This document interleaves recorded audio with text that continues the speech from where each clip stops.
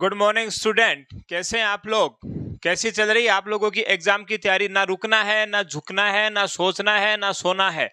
केवल और केवल आपको क्या करना है बच्चों? अभी अभी आपको सिर्फ हार्ड वर्क करना है। जो अभी सो गया ये मान के चलना उसकी जिंदगी बाद में सो जाएगी। जो अभी जग जाएगा वो अभी एग्जाम के अंदर, अभी उसको लाइफ में कभी किसी दूसरे एग्जाम के लिए जगने की आवश्यकता नहीं पड़ेगी। चलिएगा, स्टार्ट करते हैं अपना एमसीक्यू सेशन।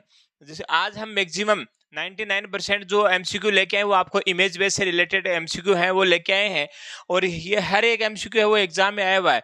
देखिएगा, पहला क्वेश्चन आपके सामने, आइडेंटिफाई द गिवन इमेज। ये कह रहा है जो इमेज दी हुई है उसको आइडेंटिफाई करो।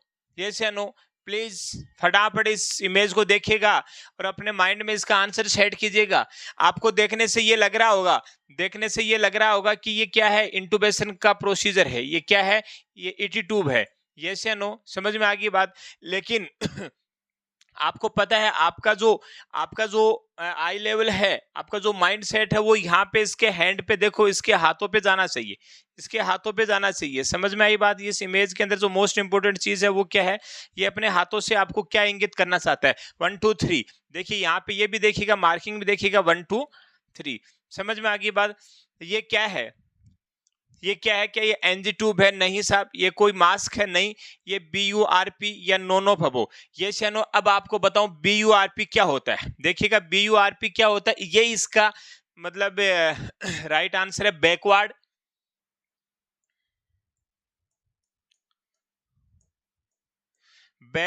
अपवर्ड,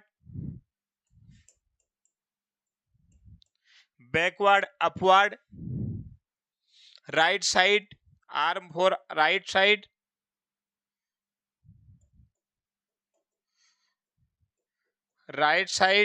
और P फॉर प्रेशर। ये क्या है बच्चों? ये है backward, upward, right side pressure. Cricoid जो कार्टिलेज होता है, इसका जो हैंड है वो अपना देखो कहां पे, ये एक आपको कार्टिलेज दिख रहा है, इस कार्टिलेज को बोलते हैं क्रिकोइड कार्टिलेज। यस या नो? क्या बोलते हैं बच्चों? Cricoid cartilage.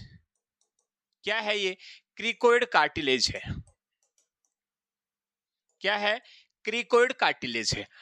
इस बंदे ने क्रिकोइड कार्टिलेज पे प्रेशर लगाया है, और क्रिकोइड कार्टिलेज के ऊपर प्रेशर देखिएगा, शुरू से सुनिएगा। यहां पे ड्यूरिंग इंटूबेशन, जब ईटी ट्यूब इंसर्ट कर रहे हैं उस प्रोसीजर के दौरान ये एक ह्यूमन बीइंग है जिसने अपने हाथ को क्रिकोइड कार्टिलेज पे लगा रखा है। इट मींस ये यहाँ पे क्या डेवलप कर रहा है? प्रेशर डेवलप कर रहा है। और क्रिकोइड कार्टिलेज पे प्रेशर डेवलप करने की वजह से जो एपिग्लोटिस जो होता है अपना, क्या होता है प्यारे बच्चों? एपिग्लोटिस जो होता है, क्या होता है? एपिग्लोटिस। जो अपना एपिग्लोटिस होता है इसके अंदर चेंजेस आते हैं, और वो जो एयरवे है वो पेटेंट रहता है। एयरवे क्या होता है? पेटेंट रहता है। इट मींस वहां पे ईटी ट्यूब को जाने में सरलता रहती है, या फिर ईटी ट्यूब को रास्ता मिल जाता है, आप ये कह सकते हैं। ईटी ट्यूब को रास्ता मिल जाता है। तो ये जो प्रोसीजर या ये जो टेक्निक अपन यूज लेते हैं, उस टेक्निक को बोलते हैं BURP।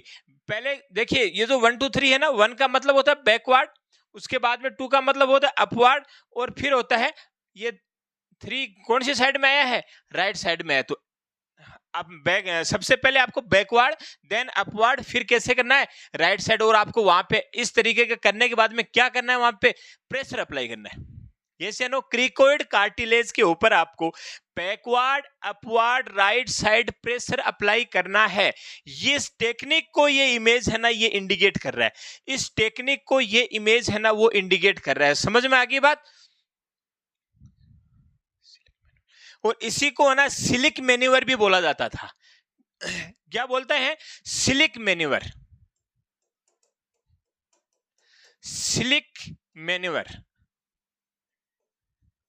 सिलिक मैन्यूवर भी इसको बोला जाता है। ये चैनो सिलिक मैन्यूवर के अंदर क्या करते थे? सिलिक मैन्यूवर के अंदर केवल और केवल बैकवर्ड प्रेशर देते थे।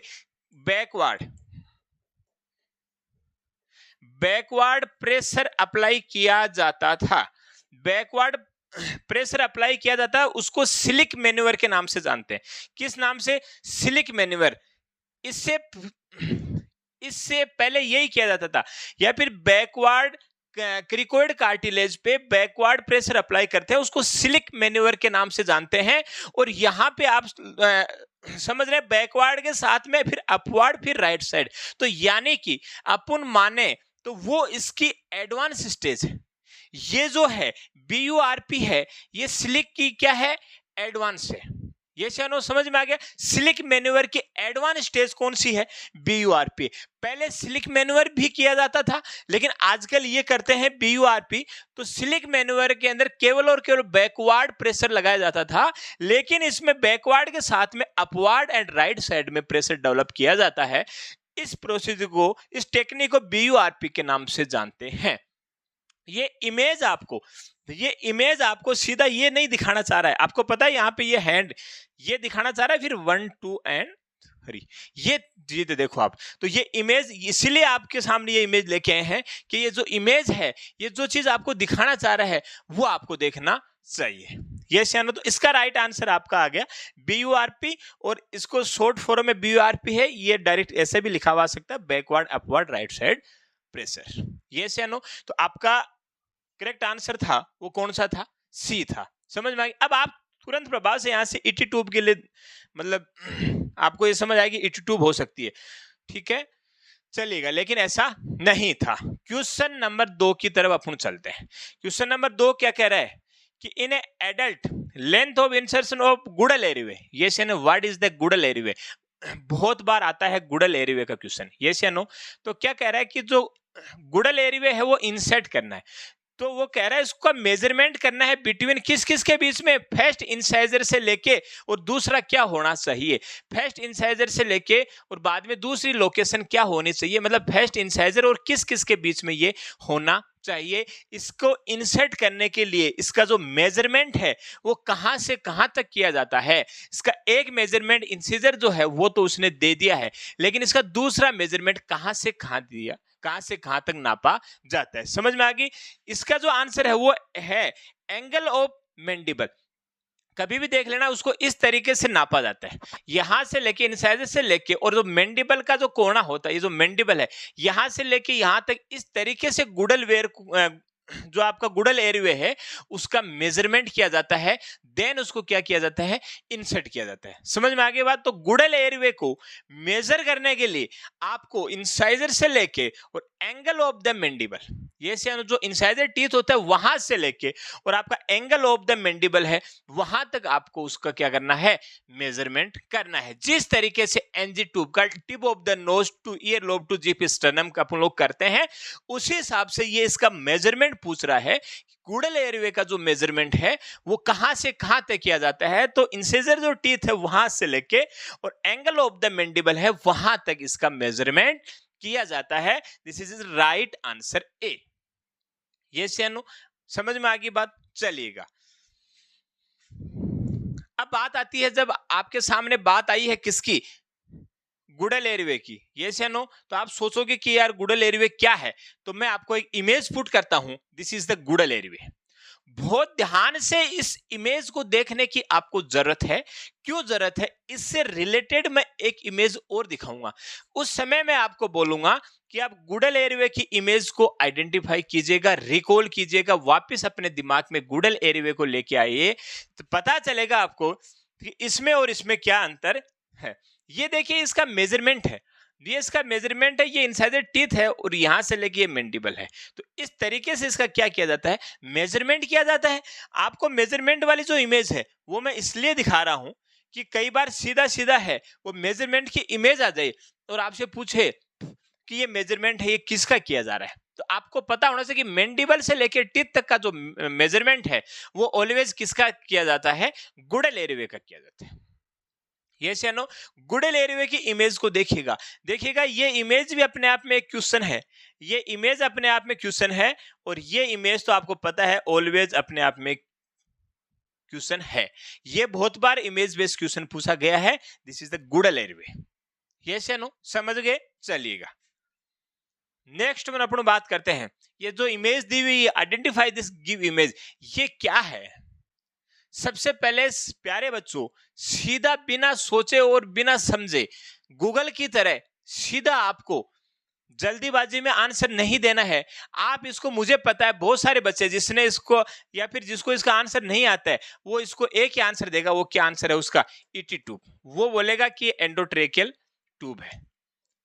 तो ये ईटी ट्यूब नहीं है, ये मैं बता देता हूं। ये क्या नहीं है? ईटी ट्यूब नहीं है। समझ में आई बात? अब देखिए ईटी ट्यूब के जो डायग्राम है वो मैं आपको दिखा देता हूं। ये ईटी ट्यूब का डायग्राम है, यानी कि इसके अंदर वन पोर्ट ही होता है।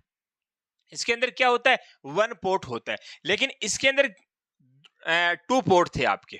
ये से नो किसमें? एक तो ये रहा और ये एक ये रहा। ये से नो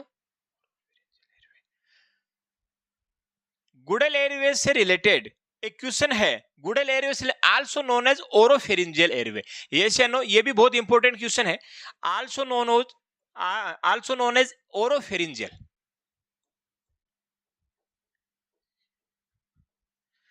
ओरोफेरिंजियल एयरवे।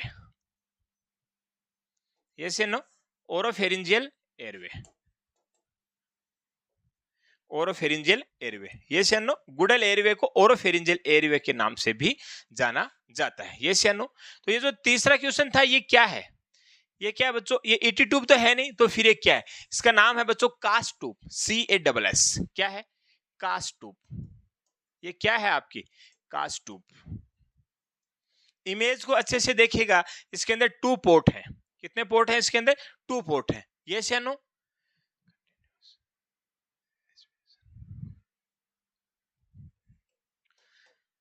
कंटिन्यूअस एस्पायरेशन कास्ट ट्यूब है। ये continuous aspiration supraglottic secretion. Supraglottic secretion.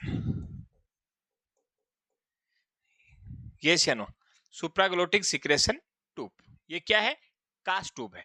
इससे क्या होता है? कंटिन्यूअस एस्पिरेशन होता है सुप्राग्लोटिक सिक्रेशन, यानी कि जो ग्लोटिक वाला, जो एपिग्लोटिक वाला जो रीजन है उसके ऊपर वाले भाग का लगातार क्या होता है? कंटिन्यूअस। अगर अपन को एस्पिरेशन करना है, किसी को सिक्रेशन वगैरह अगर ज्यादा आते हैं, अगर किसी को ईटी ट्यूब लगी हुई है वहां पे और वहां पे सिक्रेशन बहुत ज्यादा आते हैं, ये से नो, तो उसके अंदर उसकी जगह आपको क्या करना है? ये ट्यूब लगाते हैं जिसको continuous aspiration supraglottic secretion tube के नाम से जानते हैं। इसको कास्ट ट्यूब के नाम से जानते हैं।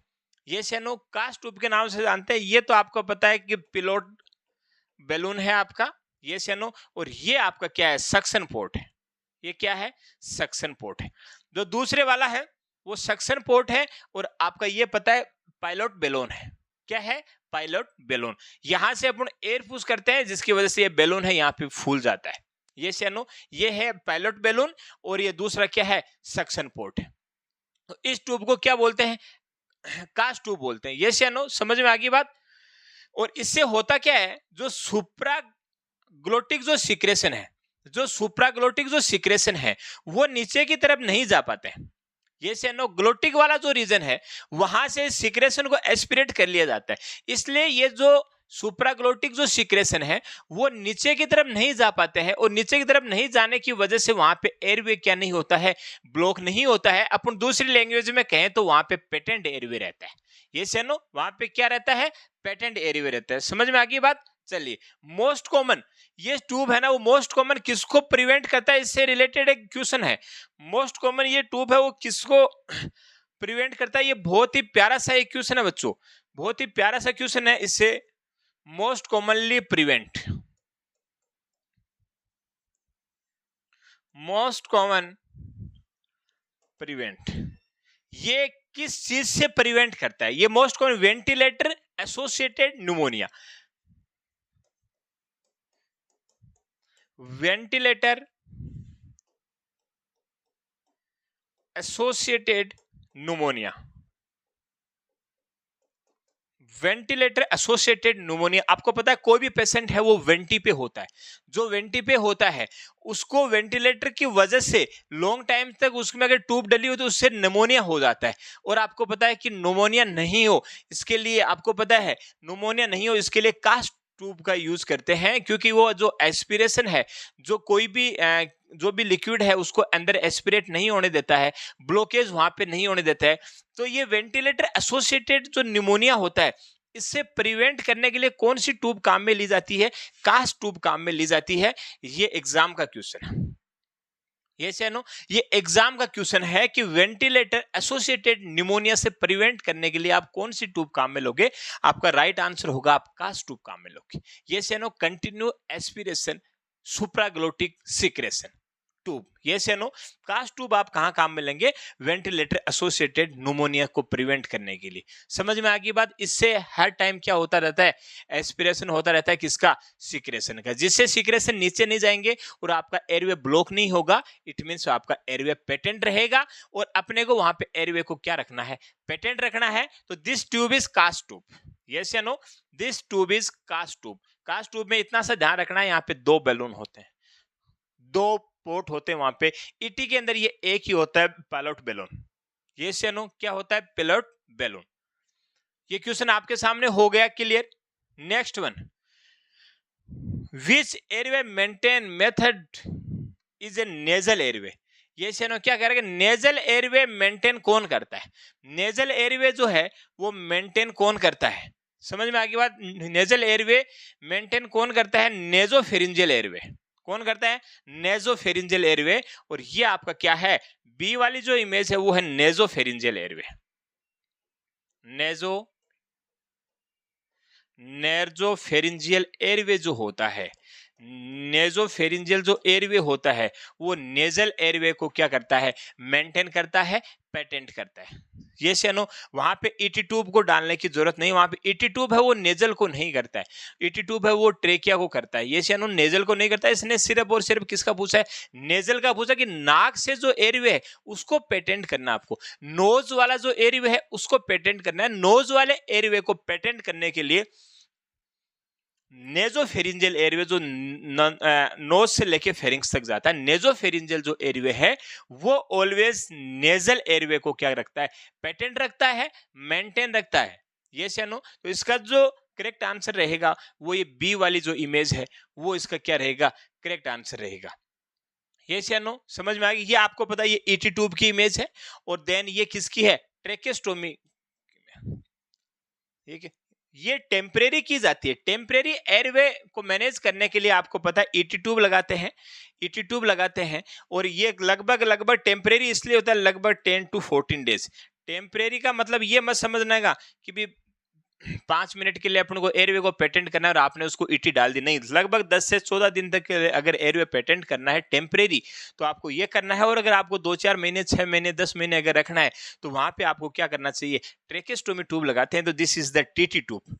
ये से नो, अब एक इमेज बेस में एक ही क्वेश्चन नहीं हो रहा है बच्चों, ध्यान रखना। देखिए, मैं आपको टीटी ट्यूब का इमेज दिखा दिया, तो ये इमेज भी आ सकती है। Question number 1 nasopharyngeal airway, question number 2, और ये endotracheal tube question number 3।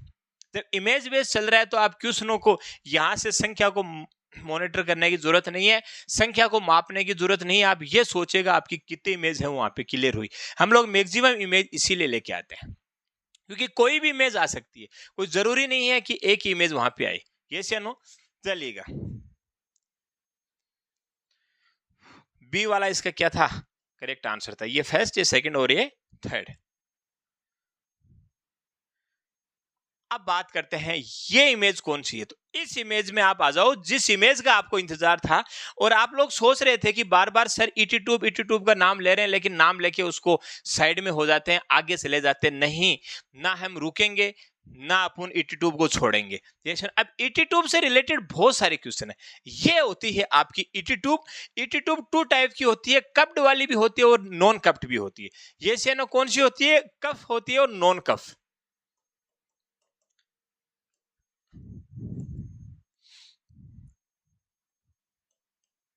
Non कफ। ये से नो, नॉन कफ वो छोटे बच्चों में काम में ली जाती है। नॉन कफ का मतलब ये वाला हिस्सा, ये उसमें नहीं होता है। ये वाली ईटी ट्यूब का इमेज है वो कौन सा है? कप्ट का है। पहली बात तो ईटी ट्यूब जो है, पहली बात तो इसका राइट आंसर क्या जाएगा? ईटी ट्यूब जाएगा। ये आपको समझ में आ गया, ईटी ट्यूब इसका राइट आंसर जाएगा। This is the pilot balloon. क्या? Pilot balloon. यस या नो? यहां से आपको क्या करना है, एयर इंटर करनी है, जिससे ये बैलून जो है ये क्या हो जाएगा, फूल जाएगा। पहली बात तो एयर है वो कितनी इंसर्ट करते हो, तो 5 to 10 ml, 5 to 10 ml, 5 to 10 ml। यहाँ पे जो भी स्क्रीन पे अब जो लिखा जाएगा वो बहुत ही इंपॉर्टेंट चीज लिखा जाएगी। ईटी ट्यूब 2 टाइप की होती है, कप्ड होती है, नॉन कप्ड होती है। यस या नो? कप्ड होती है, नॉन कप्ड होती है। ये पायलट बैलून होता है जहां से एयर कितनी इंसर्ट करते हो, 5 से 10 ml जो है वहां पे क्या करते हो, एयर इंसर्ट करते हो। यस या नो? समझ में आ गई बात? अब बात करते हैं, ये क्या होता है, कनेक्टर होता है। ये क्या होता है, कनेक्टर होता है। और ये किससे जुड़ता है, जिससे आपको एयरवे मिलेगी उसी से जुड़ता है। जिससे आपको एयरवे मिलेगा उसी से ही जुड़ता है। भले ही आप इसको एम्बू बैग से जोड़ दो, भले ही आप इसको किससे जोड़ दो, एम्बू बैग से जोड़ दो, भले ही आप इसको किससे जोड़ दो, वेंटिलेटर से जोड़ दो। यस या नो? वेंटिलेटर से, एम्बू बैग से, जहां से आपको ऑक्सीजन की सप्लाई मिलेगी वो ये क्या है, कनेक्टर है। और ये जो कनेक्टर है इसकी साइज कितनी होती है, ये जो कनेक्टर है उसकी साइज कितनी होती है, बहुत ही प्यारा क्वेश्चन है। 15 mm इसकी साइज होती है। ये साइज है जो फिक्स होती है। अगर ईटी ट्यूब की साइज कुछ भी हो, लेकिन ये जो कनेक्टर है इसकी साइज फिक्स होती है, वो आपकी 15 mm।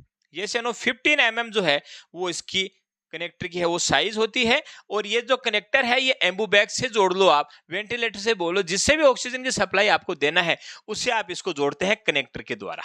ये से नो? समझ में आ गया? पायलट बैलून, कफ, कनेक्टर, ये इस तरीके। और इसके ऊपर एक लाइन होती है, ये आपकी रेडियो ओपेक लाइन होती है। क्या होती है, रेडियो ओपेक लाइन होती है। ये तो था किसके बारे में, ईटी ट्यूब के बारे में। समझ में आ गई बात? यूज का मतलब बताऊं आपको, यूज कैसे किया था, टेम्परेरी एयरवे मेंटेन। ये से नो? यूज की बात करें अपन तो temporary airway management, temporary airway maintain. और टेम्परेरी एयरवे मेंटेन मैंने अभी पिछली जस्ट इसके पिछले क्वेश्चन में बताया था आपको 10 to 14 डेज, 10 से 14 दिन के लिए अगर आपको एयरवे को मैनेज करना है, 10 to 14 डेज के लिए अगर आपको एयरवे को मैनेज करना है, तो वहां पे आप क्या काम में लेंगे, ईटी ट्यूब काम में लेंगे। ये से नो? समझ में आ गया? अब अपन इसमें साइज की बात कर लेते हैं। अब अपन किसकी बात कर लेते हैं, साइज की बात कर लेते हैं। ईटी ट्यूब की अगर अपन साइज की बात करते हैं, साइज से रिलेटेड बहुत ही इंपॉर्टेंट क्वेश्चन मैं आपको बताऊं, साइज से रिलेटेड बहुत इंपॉर्टेंट है। न्यू बॉर्न की बात कर लेते हैं अपन, न्यू बॉर्न की बात कर लेते हैं। 2.5 to 4 mm ये आपकी किसके लिए है, न्यू बॉर्न की। यस या नो? अगर अपन इन्फेंट की बात करते हैं, इन्फेंट की बात करते हैं 4 to 4.5 mm। यस या नो? अगर इन्फेंट की बात करते हैं 4 से 4.5। यस या नो? चाइल्ड की बात करते हैं, चाइल्ड की बात करते हैं तो ये आपकी हो जाएगी 5 to 7 mm। और इसकी जो एज होने, वो एज होनी चाहिए less than 10 year. Less than 10 year की चाइल्ड की अपन बात करते हैं, लेस देन 10 ईयर के अंदर कितनी हो जाती है, 5 to 7। यस या no? More than 10 year, more than 10 year वो आपकी हो जाती है 7 to 8 mm। यस या नो? ये हो गई इसकी। अब अपन अगर एडल्ट की बात कर लेते हैं, अब अगर अपन इसमें एडल्ट की बात कर लेते हैं आपका, यस या नो? तो आपका 7.5 to 8.5 mm। समझ में आ गई बात? सॉरी, 7.5 to 9.5, ये आ गई आपके 7 to 8 mm। ये इस तरीके से इसकी साइज रहेगी न्यू बॉर्न में। न्यू बॉर्न में 2.5 to 4 mm, इन्फेंट में 4 to 4.5 mm, चाइल्ड जिसकी है 10 साल से कम है 5 to 7, चाइल्ड जिसकी 10 साल से उम्र बड़ी है 7 से 8, और एडल्ट जिसमें 7.5 से 9.5। इस तरीके से ये होता है। यस या नो? अब आपको मैं बताऊं एक बात, मेल में अगर बात करते हैं, अगर अपन इसमें मेल में बात करते हैं, मेल में अगर अपन बात करते हैं तो मेल में होता है 7 to 9 mm। एक ही वर्ड में बात करते हैं तो इसका राइट आंसर जाता है 8 mm। यस या नो? और अगर अपन फीमेल के अंदर अगर अपन इसकी बात करते हैं 6.5 to 8.5। यस या नो? एक ही वर्ड में बात करें तो 7 mm। यस या नो? एक ही वर्ड में बात करें तो कितना हो जाएगा? 7 mm इसका हो जाएगा। समझ में आ गई बात? अब बात करते हैं ईटी में सक्शन की। अब बात करते हो आप ईटी के अंदर सक्शन की। अगर आपने ईटी ट्यूब डाली है तो उसमें अगर आप सक्शन की बात करते हैं तो सक्शन अगर अपन बिफोर 24 आवर की बात करें कि अभी जब लगाई है सक्शन, नहीं अभी इंटुबेशन लगाई है, तब आपको कैसे करना है? तो सबसे पहली बात तो ये हमेशा याद रखना, एज नीडेड। एज नीडेड हमेशा आपको नीड जब हो, भले ही 5 मिनट में नीड हो तो नीड के अकॉर्डिंग करना है, या फिर दूसरा अगर आपको नीड नहीं है तो भी आपको एवरी 30 मिनट, एवरी 30 मिनट। अगर ईटी ट्यूब लगाए हुए 24 आवर से ऊपर हो गए तो पहली चीज तो वही एज नीडेड, एज नीडेड, या फिर बाद में आता है एवरी 2 आवर। ये इसमें सेक्शन क्या वो रहता है। अब आपको पता है कि आप जब सक्शन करते हैं तो आपको पता है उसको हाइपर ऑक्सीजनेटेड किया जाता है 100% ऑक्सीजन के द्वारा, और 100% ऑक्सीजनेटेड 100% ऑक्सीजन के द्वारा ऑक्सीजनेटेड करते हैं कितने मिनट के लिए? 2 मिनट के लिए। देन अपन क्या करना है? सक्शन करना है।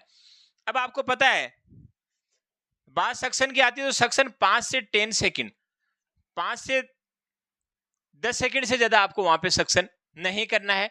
अब बात करते हैं नेक्स्ट, जो आपका सक्शन प्रेशर अप्लाई की बात करते हैं। सक्शन प्रेशर अप्लाई की बात करते हैं, यस या नो? सक्शन प्रेशर अप्लाई कब करना है? जब आप ईटी ट्यूब को इंसर्ट कर रहे हैं, जब आप उसमें सक्शन कैथेटर को इंसर्ट कर रहे हैं ईटी ट्यूब में, सक्शन कैथेटर को इंसर्ट करते समय आपको सक्शन के प्रेशर को अप्लाई नहीं करना है। रिमूव द कैथेटर, यस या नो? Remove the catheter. जब आप सक्शन कैथेटर को अंदर तक डाला है ईटी ट्यूब में और वहां तक डालते हैं जहां तक रेसिस्ट पैदा नहीं होता है, जब तक रेसिस्टेंस नहीं आ जाता है तब तक आप उसमें डाल सकते हैं, भले ही कैथेटर पूरा अंदर जाए। लेकिन आपको जहां पे रेसिस्टेंस पैदा होगा उसके आगे आपको जोर जबरदस्ती नहीं करना है। रेसिस्टेंस जब तक डेवलप नहीं होता है तब तक आपको डालना है। और आपको पता है कि जब आप उस सक्शन कैथेटर को डाला और उस सक्शन कैथेटर को वापस बाहर की तरफ खींच रहे हैं, जब वापस बाहर की तरफ आप खींचते हो उस समय आपको क्या करना है? प्रेशर अप्लाई करना है। और दूसरी बात, उसको किस तरीके से आपको रिमूव करते हो, कैसे आप खींचते हो? उसको रोटेट करके। कैसे? रोटेट। उस सक्शन कैथेटर को आप क्या करेंगे? रोटेट करेंगे, जिससे चारों तरफ का जो सिक्रेशन है वो आ जाएगा। अगर आप उसको रोटेट नहीं करेंगे तो उसमें एक ही साइड का है वो सिक्रेशन आएंगे, लेकिन आपको उसको चारों तरफ क्या करना है? घुमाते हुए सक्शन अप्लाई करना है। घुमाते हुए प्रेशर अप्लाई करते हुए उस सक्शन कैथेटर को क्या करना है? बाहर की तरफ खींचना है। ये सक्शन का क्या होता है? इसके अंदर रूल होता है। ये या नो? समझ में आ गई बात? अब बात करते हैं जो आपकी लोकेशन है ईटी ट्यूब की, जो आपकी लोकेशन है ईटी ट्यूब की, उसको चेंज कब करना चाहिए? यस या नो? Change the location. बहुत प्यारा क्वेश्चन। Change the location. आपको ईटी ट्यूब की लोकेशन चेंज कब करनी है? Every 8 hour. कब? Every 8 hour. लोकेशन से मींस आपने ईटी ट्यूब लगाई है तो पहले अगर आपने इधर राइट साइड में लगा दी तो अब आपको लेफ्ट साइड में 8 घंटे के बाद में क्या करना है? चेंज करना है। इसका मतलब होता है चेंज द लोकेशन। उसकी जो लोकेशन है वो एवरी 8 घंटे से आपको क्या करनी है? चेंज करनी है। समझ में आ गई बात? प्रेशर भी आपको, जो आपका बैलून था उसके अंदर जो आपका प्रेशर था उसको एवरी 8 आवर से क्या करना है? चेक करना है। कौन से प्रेशर की बात कर रहा हूं? कौन से प्रेशर की बात कर रहा हूं? ध्यान रखना, यहां पे अगर अपन जब फुलाते हैं इसको 5 से 10 ml एयर से, जब आपको पता है ये खुद भी आपको क्या होता है? फूला हुआ नजर आता है। जो यहां से फूल गया उसकी एयर का वहां मतलब यहां तक कनेक्शन रहता है, यहां तक कनेक्शन रहता है, यानी कि ये लूज नहीं हो जाए, ये लूज नहीं हो जाए। इसलिए आपको इसको हर 8 घंटे से बैलून के प्रेशर को दबा के देखना है। बैलून के प्रेशर को दबा के देखना है। अगर ये प्रेशर कम हो जाता है, अगर ये प्रेशर कम हो जाता है तो आपको रिलीज करके वापस से इसके अंदर क्या करना है? एयर पुश करनी है। और इसका जो प्रेशर होता है वो मतलब कितना होता है? 20 to 25 mm ऑफ Hg। ये क्वेश्चन आया हुआ है कि इसका जो प्रेशर कितना होता है, ये होता है आपका 20 से 25 mm ऑफ एचजी, उसका क्या होता है, प्रेशर होता है। यस या नो? ये वाला बैलून प्रेशर में कौन से की बात कर रहा हूं, मैं आपको समझा चुका हूं कि कौन से प्रेशर की बात। आप ईटी ट्यूब लगाते हो, देन आपका जो पायलट जो बैलून है वहां से आप 5 से 10 ml एयर पुश करते हो। यस या नो? 5 से 10 ml एयर पुश करते हो, तो जो आपका पायलट बैलून है वहां पे भी आपको प्रेशर दिखाई देता है। वो वाला जो पायलट बैलून है उसको चेक करना चाहिए 8 घंटे के बाद में। अगर उसका प्रेशर डिक्रीज हो गया तो आपको वापस से उसके अंदर एयर पुश करनी होती है। यस या नो? वापस से उसके अंदर क्या करना होता है, एयर पुश करनी होती है। समझ में आई बात? चलिएगा, द पर्पज ऑफ, अब वही बात आ गई कफ और नॉन कफ की बात आ गई कि कफ वाली ईटी ट्यूब और नॉन कफ वाली ईटी ट्यूब। ये से तो ये कह रहे हैं कफ जो ईटी ट्यूब है, उस जो कफ जिसमें लगा होता है उस कफ का पर्पज क्या होता है। ईटी ट्यूब में जो कप्ड और नॉन कप्ड जो आती हैं, जो कप्ड वाली ईटी ट्यूब है उस कप्ड वाली ईटी ट्यूब का पर्पज क्या होता है। इसका पर्पज होता है बच्चों, ये एयर टाइट सील इन ट्रेकिया, ट्रेकिया को एयर टाइट सील कर देता है। वहां पे ट्रेकिया के अंदर बिल्कुल उसको एयर टाइट कर देता है। जैसे फॉर एग्जांपल ये आपका ट्रेकिया, ये इसके बिल्कुल एयर टाइट करता है, बिल्कुल चिपक जाता है। बिल्कुल चिपकने की वजह से वहां पे सिक्रेशंस नीचे नहीं जाते हैं, एस्पिरेशन के चांसेस कम हो जाते हैं। सिक्रेशन नीचे नहीं जाते हैं, एस्पिरेशन के चांसेस आपको कम हो जाते हैं। ये चलो एस्पिरेशन की रिस्क को कम करता है कौन, कफ। ये क्वेश्चन भी आ सकता है कि एस्पिरेशन की रिस्क को कौन कम करता है, कफ है। वो एंडोट्रेकियल ट्यूब के अंदर जो कफ है वो एस्पिरेशन की रिस्क को कम करता है। पहला इसका जो लिखा हुआ है प्रिवेंट डिसलोकेशन, क्या ये डिसलोकेशन हो जाए उससे प्रिवेंट करना है? नहीं, डिसलोकेट नहीं हो जाए इसके अंदर तो आपको पता होना चाहिए कि यहां से अपन उसको टाई अप करते हैं, यहाँ से उसको बांधते हैं। आपने कभी इंटूबेशन किया, जब किसी पेशेंट को एंडोट्रेकियल ट्यूब लगाई तो देन आप देखना यहाँ से उसको फिक्स कर देते हैं कि वो डिसलोकेट नहीं हो जाए। तो डिसलोकेट के लिए तो अपन ने यहाँ से बांध दिया उसको, तो फिर इसका क्या पर्पज था, इसका एयर टाइट का पर्पज था। एयर टाइट का पर्पज था, ट्रेकिया में ये एयर टाइट होता है, सील का काम करता है, चिपक जाता है। तो ऊपर का जो सिक्रेशन है वो नीचे ट्रेकिया में, ब्रोंकाई में, लंग्स में वहां पे सिक्रेशन नहीं पहुंचता है, और नहीं पहुंचने की वजह से आपको पता है कि वो किससे प्रिवेंट होता है, न्यूमोनिया से भी प्रिवेंट होता है, और एस्पिरेशन की रिस्क से भी क्या होता है, प्रिवेंट होता है।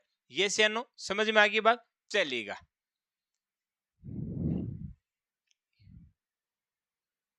ये इसकी बात कर रहा है, ध्यान रखना, इसकी बात कर रहा है कि ये जो कफ है इसका क्या रोल है। तो ये फूलेगा तो ये आपको पता है कि ट्रेकिया को क्या करेगा, एयर टाइट कर देगा, बिल्कुल एयर टाइट यहाँ पे सील लगा देगा ये से नो, जिससे आपको पता है यहाँ पे एस्पिरेशन नहीं होगा।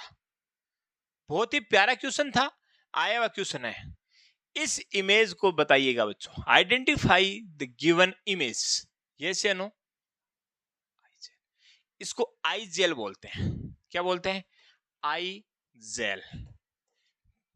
क्या बोलते हैं? आई जेल इसको बोलते हैं। कुछ लोग इसको देख के ये पता लगा रहे होंगे कि ये क्या है, एलएमए।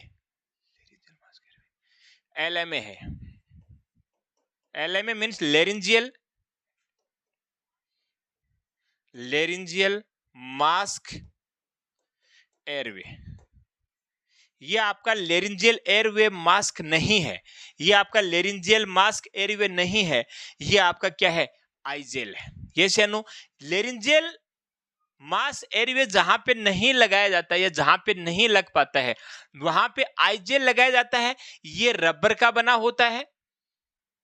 किसका बना होता है? रबर का बना होता है। ये क्या होता है, साइज में छोटा होता है और क्या होता है, फ्लेक्सिबल होता है। तो जहां पे आपको एलएमए, जहां पे एलएमए की साइज ज्यादा होती है, जहां पे एलएमए नहीं लग पाता है वहां पे आईजेल लग पाता है, और ये एयरवे को क्या करता है, पेटेंट करता है। ये साइज में थोड़ा छोटा होता है, रबर का बना हुआ होता है, फ्लेक्सिबल टाइप का होता है। ये इमेज जरूर आ सकती है, ये इमेज जरूर आ सकती है कि ये क्या है, ये है एलएमए। ये से नो, ये क्या है, आईजेल। ये से नो,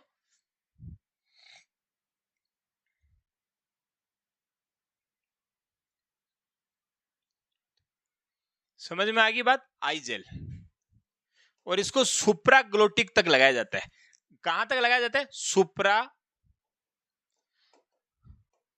ग्लोटिक। सुप्राग्लोटिक तक इसको लगाया जाता है, जिससे जो सिक्रेशंस हैं वो नीचे की तरफ नहीं जा पाते हैं, जिससे जो सिक्रेशन जो सुप्राग्लोटिक यानी जो एपिग्लोटिस है उसके जो सिक्रेशन है वो नीचे की तरफ नहीं जा पाते हैं, और वो जो एयरवे है वो कैसा रहता है, पेटेंट रहता है। जब एलएमए की बजाय अगर एलएमए साइज में बड़ा होता है तो आईजेल जो है इसका डायमीटर कम होता है। इसका क्या होता है, डायमीटर कम होता है, रबर का होता है, फ्लेक्सिबल होता है। सुप्राग्लोटिक वहां पे क्या होता है, लगाया जाता है। इसके साइज की बात करें तो इसमें कोई खास साइज की बात नहीं है, लेकिन आता है 4 नंबर। बस एक ही बात कर लेना, हमेशा एक ही याद रख लो, 4 नंबर यूज इन एडल्ट। आपको 4 नंबर का आईजेल जो है, 4 नंबर का जो आईजेल है वो काम में लेना है किसमें, एडल्ट का। अगर इससे छोटा पूछ ले तो वहां पे 3 या 2 कर देना, जो भी आंसर में है इससे, अगर ठीक है ना, उसी हिसाब से आपको करना है। लेकिन इसकी जो साइज है वो मैक्सिमम कौन सी यूज में लेते हैं, 4 नंबर इन एडल्ट। 4 नंबर की जो साइज है आई जेल की वो काम में लेते हैं। इमेज को बड़ा ध्यान से देखिएगा प्यारे बच्चों, इमेज को बड़ा ध्यान से देखिएगा, तब आपको ये बहुत अच्छे से समझ में आ जाएगा। नेक्स्ट क्वेश्चन, आप बताइएगा ये क्या है। अगर किसी ने गुडल एयरवे ध्यान से पढ़ा है तो शायद आप इसको गुडल एयरवे नहीं कहेंगे, क्योंकि इतना तो आप ही सोचो कि मैं गुडल एयरवे की इमेज को दोबारा क्यों लेके आता, गुडल एयरवे की इमेज को दोबारा क्यों लेके आता। जिसने गुडल एयरवे की इमेज को अच्छे से माइंड में बिठाया है वो जरूर इसको कभी भी गुडल एयरवे करने की गलती नहीं करेगा। विलियम एयरवे, क्या है ये, विलियम एयरवे। कौन सा एयरवे है, विलियम एयरवे।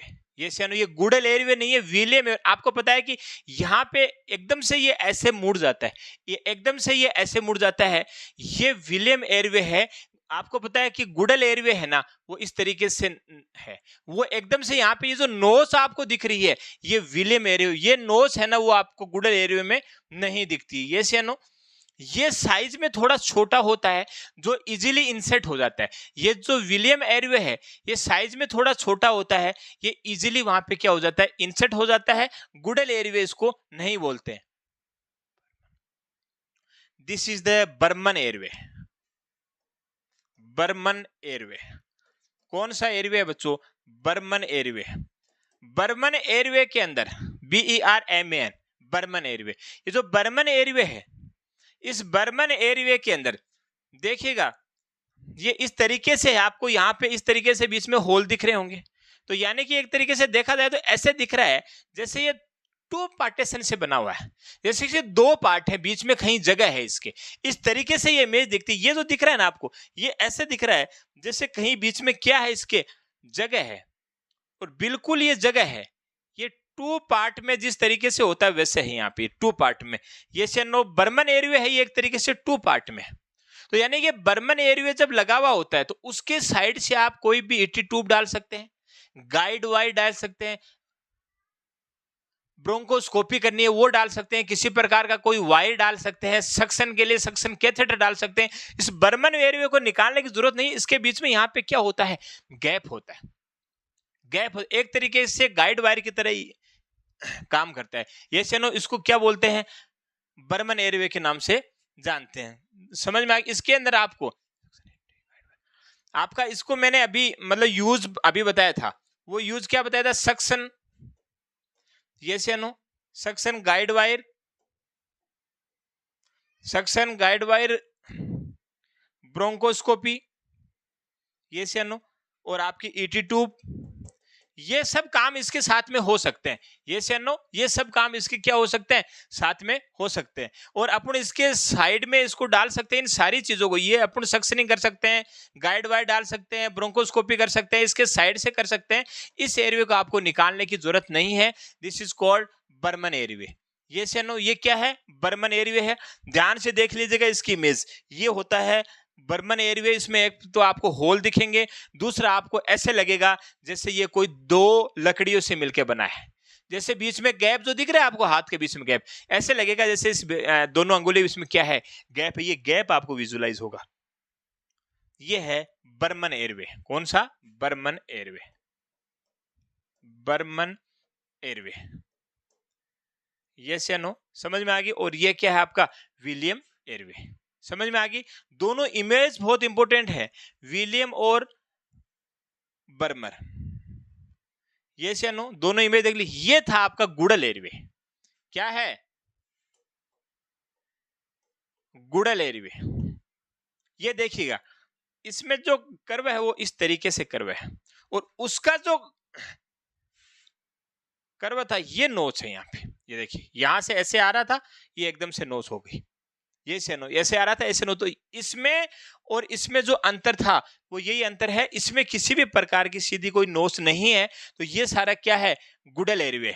तो समझने की जरूरत है बच्चों, एक एक इमेज को। मैंने देखिए गुडल एयरवे का क्वेश्चन पहले हो चुका था, गुडल एयरवे का क्वेश्चन पहले हो चुका था, वहां पे भी अपन गुडल एयरवे की इमेज देख ली थी, गुडल एयरवे का मेजरमेंट देख लिया था। देन वापस से मैंने आपको यहाँ पे गुडल एयरवे की इमेज पुट करी है, वो इसीलिए कि कंफ्यूजन से आप हमेशा क्या रहें? दूर रहें। विनायक परिवार आपके साथ है, कंफ्यूज होने की जरूरत नहीं है, रुकना नहीं है, झुकना नहीं है, कभी भी आपको हताश होने की जरूरत नहीं है, आपको लगातार मेहनत करने की जरूरत है बच्चों। Most common use laryngoscope is, ये से नो। अब बताओ, लेरिंगोस्कोप है, ये जो 4 लेरिंगोस्कोप के नाम है, ऑक्सफोर्ड है, मैक्यू है, मेली है और मैकेंटोस है। चारों प्रकार के जो है ये लेरिंगोस्कोप है, और इनमें से कह रहा है मोस्ट कॉमनली यूज कौन सा किया जाता है। पहली चीज तो मैं आपको बता दूं कि ये चारों लेरिंगोस्कोप है, ये काम में ले जाते हैं। ऑक्सफोर्ड भी काम में ले सकता है, मोक्यू भी काम में लेता है, मिली भी काम में ले जाता है, और मैकेंटोस भी काम में लिया जाता है। चारों जो नाम है ये लेरिंगोस्कोप के नाम है। पहली चीज तो ये जो चारों नाम है ये लेरिंगोस्कोप के नाम है। और लेरिंगोस्कोप का मतलब मकसद क्या होता है? Visualisation of larynx. क्या? Visualisation of larynx. लेरिंग्स का विजुअलाइजेशन करना लेरिंगोस्कोप के द्वारा किया जाता है। तो लेरिंगोस्कोप के द्वारा लेरिंग्स का विजुअलाइज किया जाता है। देन अपन को ET2 वगैरह कुछ भी कार्यक्रम करना होता है वहां पे, वो किया जाता है। तो विजुअलाइजेशन ऑफ लेरिंग्स के लिए लेरिंगोस्कोप काम में ले जाता है। पहली चीज तो ये। तो पहली बात तो ये कि जो ऑक्सफोर्ड वाला है, ये जो आपका जो ऑक्सफोर्ड वाला जो है, ये प्रीट्रम में काम में लेते हैं। ये से नो, प्रीट्रम में काम में लेते हैं। ये देखिए, इसका जो राइट आंसर वो है मैकेंटोस। इसका जो राइट आंसर है वो मैकेंटोस है। आगे से कर्व होता है, और ये मिली है, ये आपका ये क्या होता है? स्ट्रेट होता है। ये स्ट्रेट होता है, ये सीधा स्ट्रेट होता है, कर्व होता है। ये आपका प्रीट्रम में काम में लिया जाता है। ये से नो। तो ये है वो मैकेंटोस है। मैकेंटोस वाला लेरिंगोस्कोप है, वो मोस्ट कॉमनली यूज किया जाता है। मोस्ट कॉमनली यूज कौन सा किया जाता है? कौन सा लेरिंगोस्कोप? उसका नाम है क्या? मैकेंटोस लेरिंगोस्कोप। तो आपने ये नाम तो याद कर लिया कि मैकेंटोस लेरिंगोस्कोप है, वो लेरिंगोस्कोप में सबसे ज्यादा काम में लिया जाता है। लेकिन अगर आपको एग्जामिनर आपसे थोड़ा सा एडवांस रहा और उसने मैकेंटोस जो आपका लेरिंगोस्कोप है उसकी इमेज पूछ ली, या फिर केवल ये इमेज दे दी और बता दिया कि ये कौन सा है, तो ये इमेज मैंने साथ में पुट की है, ये मैकेंटोस लेरिंगोस्कोप है। कौन सा है? मैकेंटोस लेरिंगोस्कोप है। आपको साथ में आप देख लीजिएगा कि मैकेंटोस लेरिंगोस्कोप कौन सा होता है। ये इसकी ब्लेड है, इन ब्लेडों के अलग अलग नंबर होते हैं। ये सारे इसमें ब्लेड है, इसके सारे नंबर होते हैं। यहाँ पे आगे एक लाइट लगी हुई होती है जो आपको आगे उसको गाइड करती है। जो एक लाइट लगी होती है वो गाइड करती है। इसके अंदर सेल या बैटरी डली हुई होती है। बेसिकली सेल आते हैं इसके अंदर। चार्जेबल जो सेल आते हैं वो सेल यहाँ से खुलता है, चार्जेबल सेल इसके अंदर लगे हुए होते हैं। उसकी वजह से यहाँ पे लाइटिंग होती है। लाइटिंग से आपको लेरिंग्स वाला जो हिस्सा है, एपिग्लोटिस वाला जो हिस्सा है, वो आपको क्या होता जाता है? विजुअलाइज हो जाता है। और ये आपका मैकेंटोस प्रकार का लेरिंगोस्कोप है। कौन सा है? मैकेंटोस प्रकार का लेरिंगोस्कोप है, जो मोस्ट कॉमनली आपको यूज किया जाता है अपने क्लिनिक में। मोस्ट कॉमनली लेरिंगोस्कोप है, वो कौन सा काम में लिया जाता है? मैकेंटोस वाला। अगला आपके सामने इमेज पुट कर दे तो भी आप आराम से उसको आंसर दे पाएंगे, वहां पे भी किसी प्रकार की कोई दिक्कत आपको नहीं है। यस या नो? चलिएगा नेक्स्ट क्वेश्चन बात करते हैं। What is the internal diameter of 6.5 number ET tube? ये क्या कह रहा है कि 6.5 नंबर की जो ET ट्यूब है उसका इंटरनल डायमीटर कितना होता है? यस या नो? जो एंडोट्रेकियल ट्यूब जो अपन देख रहे हैं वो अगर 6.5 नंबर की है, 6.5 नंबर की अपन ने एडल्ट फीमेल के अंदर भी काम में ले रहे थे, ये से ले रहे थे ना 6.5 से 8 नंबर तक की। तो यह आपको उसने बोला कि भाई आप 6.5 नंबर की जो ईटी ट्यूब है, एक फीमेल है जो थोड़ी शॉर्ट है, थोड़ी छोटी सी फीमेल है, हाइट उसकी कम है, तो शॉर्ट फीमेल है, उसके लिए आपको ईटी ट्यूब लानी है, उसको अपन को इंटूबेट करना है। तो 6.5 नंबर की आप ईटी ट्यूब लाओ। और उसने लाते ही आपसे ये पूछ लिया कि इसका इंटरनल डायमीटर कितना होता है, ये से नो। तो आपको आप सोचोगे कि यार उसका डायमीटर बाहर का इतना, तो अंदर का हो सकता है 1 आधा mm माइनस हो। तो अगर 6.5 का हुआ और आपके सामने आंसर मिला 5.5, तो आपने सोचा यार बाहर का डायमीटर ज्यादा और अंदर का डायमीटर तो उससे थोड़ा सा तो माइनस होना है, तो उसका माइनस वाला आंसर तो ये पड़ा। तो आप 6.5 की बजाय कौन सा आंसर करेंगे, 5.5 करेंगे, और आप यही गलती यहां पे कर दोगे। यस या नो। ईटी में ऑलवेज इंटरनल डायमीटर ही मेजर होता है। जो ईटी ट्यूब की जो साइज की बात करते हैं अपन, जो ईटी ट्यूब की जो साइज की बात करते हो, उस साइज के अंदर जो आप नापते हो ना, वो ऑलवेज कौन सा, ऑलवेज आप कौन सा इंटरनल डायमीटर ही नापते हैं, इंटरनल डायमीटर ही नापते हैं। समझ में आ गई बात। इसका मतलब क्या हुआ, जो आप नंबरिंग बता रहे हो ना 6.5, 7, 7.5, 8, 8.5, 9, 9.5, 2, 2.5, 3.5, वो क्या है, वो इंटरनल डायमीटर ही है। कंफ्यूज नहीं हो, वो इंटरनल डायमीटर ही है।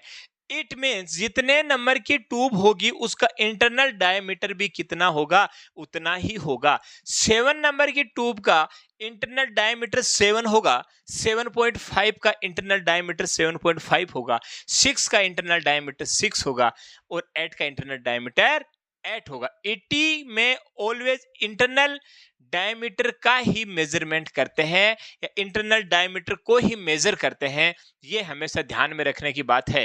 धन्यवाद। तैयारी करते रहें।